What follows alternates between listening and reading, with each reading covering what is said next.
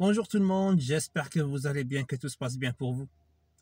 On se retrouve dans cette nouvelle vidéo afin de parler de boîte de vitesse automatique. Donc, dans un premier temps, je vais parler vite fait de la différence entre les boîtes manuelles et boîtes auto, rien de nouveau. Donc dans la deuxième partie, comment passer d'une boîte manuelle à une boîte auto. Et la dernière partie, les recommandations, voilà, pour bien maintenir la durée de vie de votre boîte auto. Donc le premier point, donc la différence entre la boîte manuelle et la boîte auto, je vais pas rentrer dans les détails techniques, sinon ça va faire une longue vidéo. Donc voilà, comme vous devriez le savoir, donc la boîte manuelle c'est 3 pédales, donc l'embrayage, le frein et l'accélérateur. Donc vous passez les rapports de vitesse en embrayant. Bon, un truc pas nouveau. Donc par rapport à la boîte auto, il y a 2 pédales, donc le frein et puis la pédale d'accélérateur. Et puis il y a un robot qui passe automatiquement les rapports de vitesse. Donc en ce qui concerne la boîte auto, il y a 2 types de boîtes auto. Donc il y a la boîte auto standard. Donc voilà, celle-là. Alors, on va commencer par la boîte automatique standard. Donc, celle-là, c'est une standard. Comme vous pouvez le voir, donc le bouton, il est ici. Donc, le bouton pour passer les vitesses, il faut d'abord appuyer ici, puis passer les vitesses. Donc, on a ici, généralement, pour les boîtes standards, on a donc P pour parking, comme la séquentielle. On a R pour reverse, marche arrière. N pour neutral, donc point mort. D pour drive, pour avancer. Et généralement, dans les boîtes standards, on a la première et la deuxième vitesse pour bloquer justement le passage des rapports. Donc cette boîte, comme je l'ai dit, c'est une boîte standard et du coup, elle est gérée à 100% par le robot. Donc nous, on ne peut pas, contrairement au séquentiel, on ne peut pas passer nous-mêmes les vitesses. Donc c'est géré 100% par le robot. Allez, voilà. Et on a donc la boîte auto séquentielle. Donc vous avez le choix entre laissant la voiture gérer automatiquement les rapports ou bien passer en séquentiel pour que vous puissiez passer vous-même les vitesses. Donc sans ayant recours à embrayer, parce que vu que la boîte, même dans la boîte séquentielle, il n'y a pas de pédale d'embrayage, donc il y a juste à faire passer donc le levier de vitesse en séquentiel et puis vous pouvez upgrader et rétrograder les vitesses. Voilà. Donc, allez maintenant pour le deuxième point.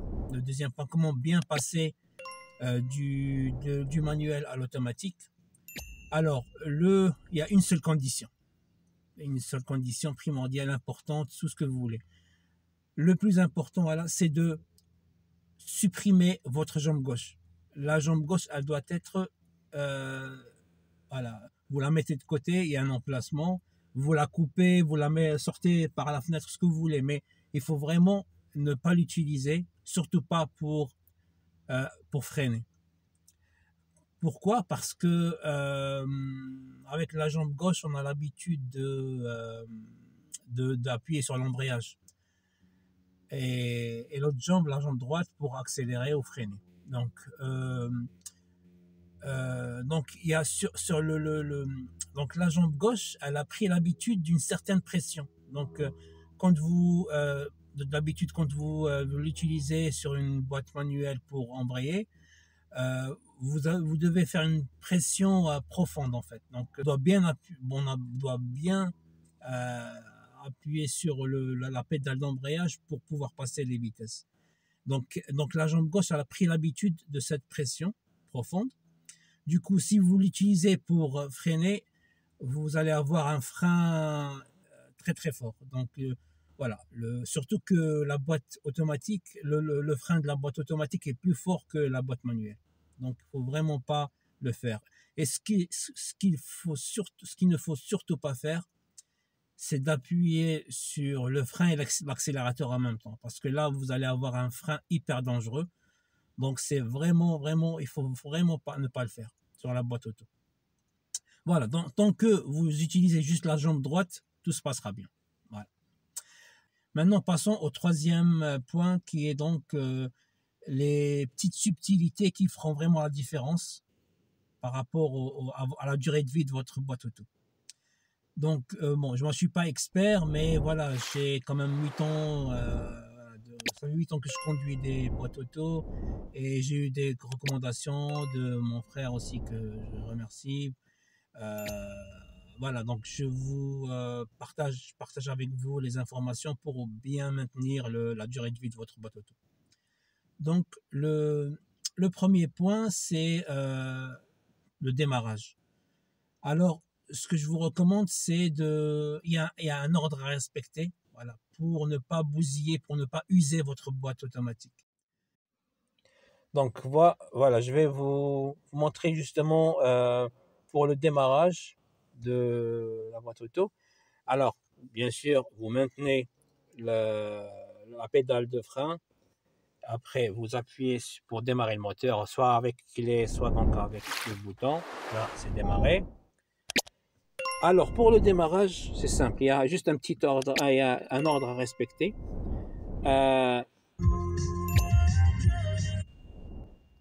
Alors, ce qu'il faut faire, il faut d'abord désactiver, donc faire baisser le frein à main si vous l'avez manuel. Sinon, appuyez sur le bouton pour désactiver le frein à main, tout en maintenant la pédale de frein. Et après, vous appuyez sur le bouton du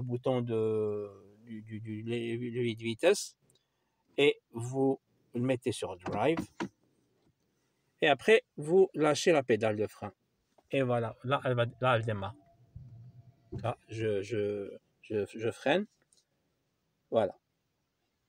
Et voilà, donc là, c'est pour le démarrage. Quand vous vous arrêtez, donc là, j'ai appuyé et je maintiens la pédale de frein. Quand vous vous arrêtez, elle a pour vous garer.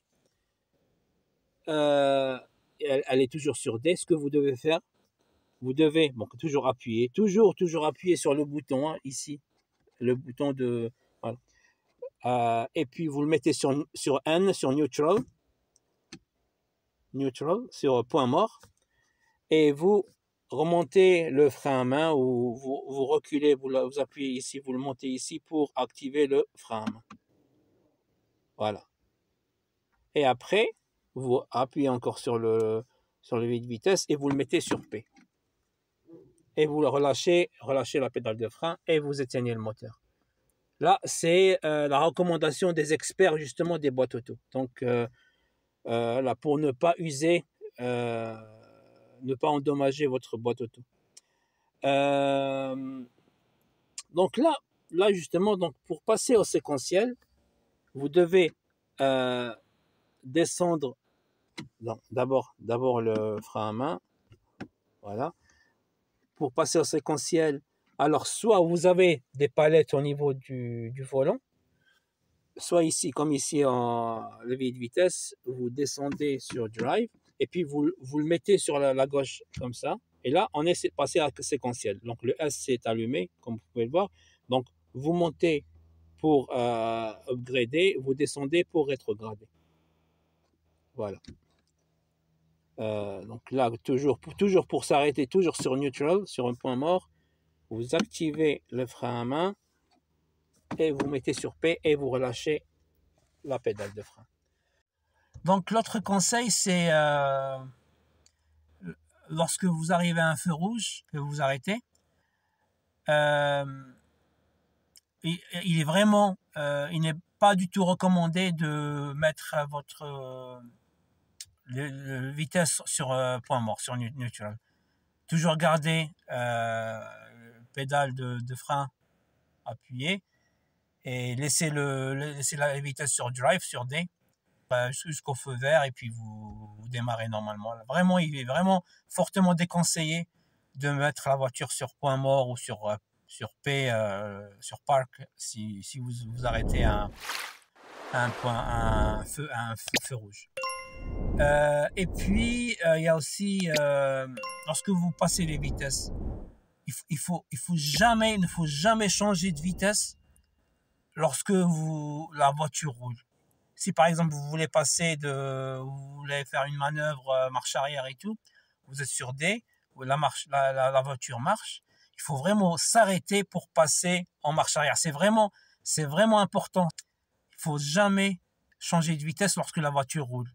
De passer de drive à reverse, à marche arrière. Il faut vraiment que la voiture soit à l'arrêt pour passer en reverse. Voilà, et puis la dernière recommandation, c'est l'entretien de la boîte auto. Il ne faut jamais écouter les concessionnaires ou les pseudo mécanos qui vous disent que votre boîte auto ne se vidange pas. C'est vraiment important de faire la vidange de la boîte auto entre 60 et 80 000. Alors je dirais dans les 70 000. Chaque 70 000, vous faites la vidange de votre boîte auto, c'est vraiment important. Par rapport à l'huile, il faut vraiment changer l'huile, le carter, le filtre hydraulique. Donc il faut vraiment faire la vidange chaque 70 000 km de la boîte auto. Voilà, c'est tout pour cette vidéo. J'espère qu'elle vous sera utile. Sur ce, je vous dis à très bientôt pour une nouvelle vidéo. Que la paix soit sur vous et prenez soin de vous. Salam.